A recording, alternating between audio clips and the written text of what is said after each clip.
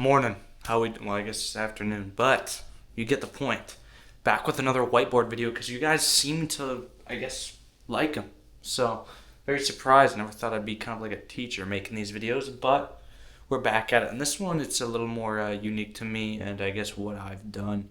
Um, Basically, how to not be skinny fat. I started off on the skinny fat side, noodle arms, a little bigger tummy, a little flabbier arm. It just wasn't a good look. And when you look skinny fat, you lack that confidence, man, and it sucks, because it's like, do I cut? Do I bulk? What do I do? And that's exactly what I'm gonna go through in this video. So I'll get you covered, and we're just gonna jump right in here. So skinny fat, I got two big error signs by it because you don't want to be there, dude. You want to get out of there as soon as possible so you can actually progress and get to where you want to go. All right.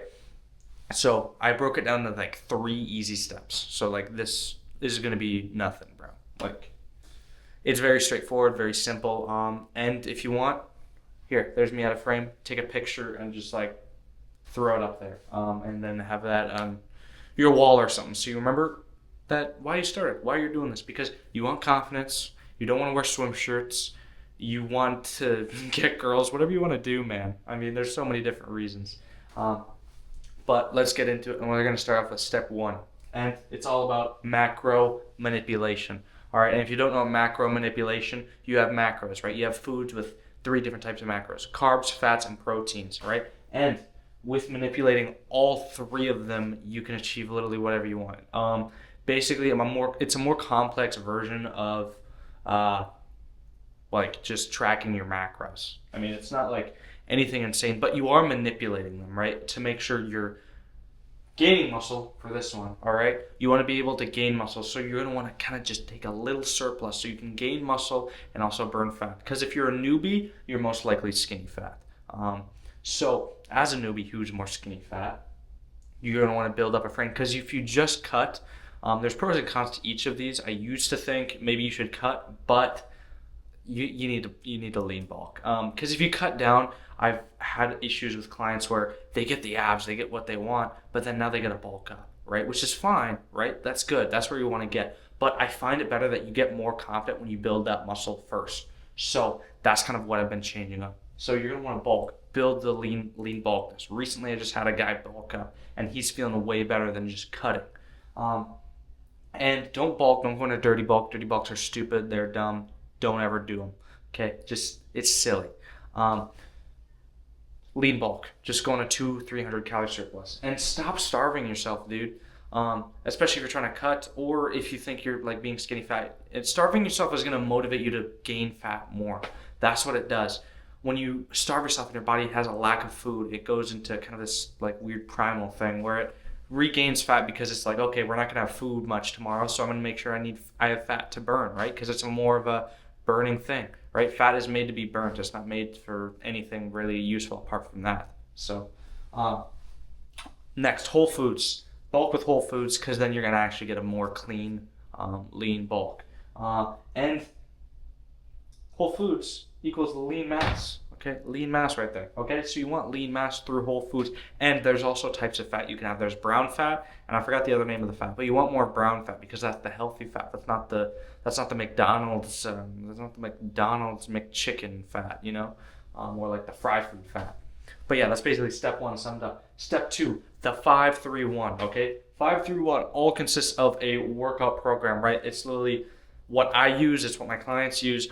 It's everything. I'm not going to explain all of it here, but it's basically just a 4-day structured work program. I have a whole video about it. I can link that in the description if you guys want to check that out after this video.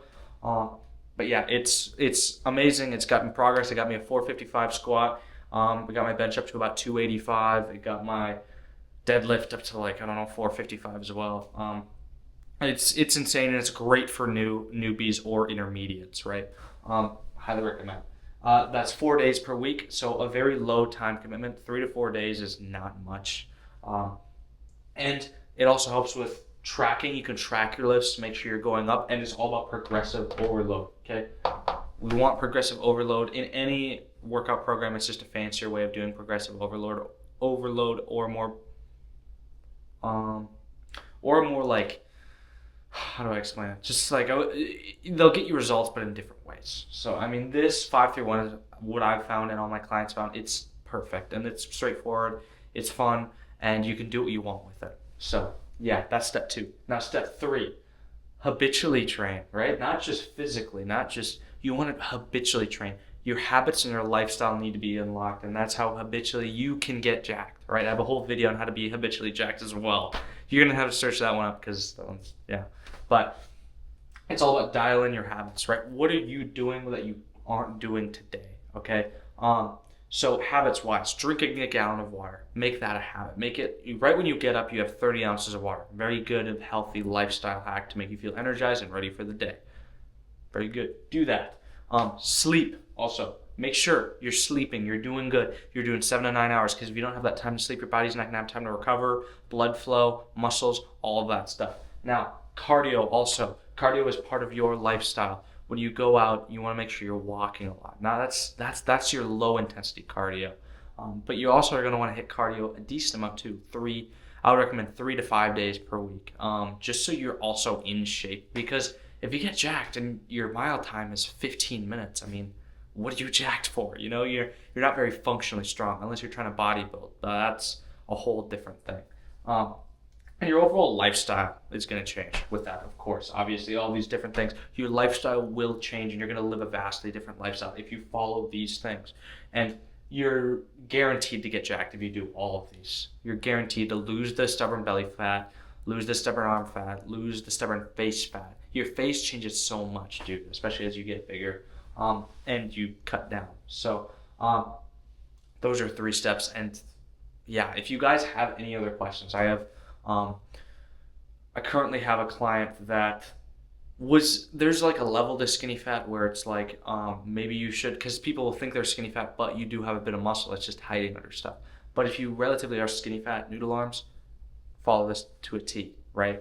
But yeah, apart from me and what I know about this, if you really need help, sign up for my program, dude. Like, I have plenty of info, plenty of tips, all this different stuff about how I got to where I want to go. Or if you just want to look into my story, no pressure, check out one of my links down below. It should be a Gamma one.